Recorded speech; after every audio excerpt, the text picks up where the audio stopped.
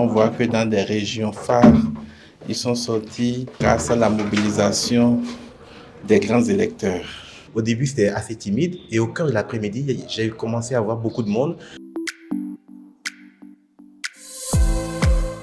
La première clé de lecture, c'est la quiétude, la concorde et la paix. J'ai trouvé globalement que l'ambiance était très sereine, elle était conviviale parfois, elle était assez familiale. Et là-dessus, je dirais que c'est la preuve effectivement que la démocratie continue de s'ancrer au Bénin et que visiblement les citoyennes béninoises et les citoyens béninois ont pris à cœur justement l'idée que cette élection ne devait pas se jouer sans eux. On voit que dans des régions phares, ils sont sortis grâce à la mobilisation des grands électeurs. Et donc, pour nous, c'est signe d'espérance.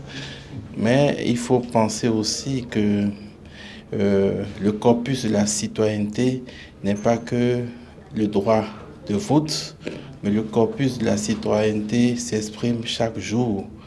Et il faut plus de liberté citoyenne, plus de liberté publique et politique pour que la citoyenneté soit une réalité quotidienne. Moi, j'étais particulièrement à Bomé-Calavi où j'ai voté. Et au cœur de mon village, il y avait beaucoup de monde. Il y avait une mobilisation qui était certaine.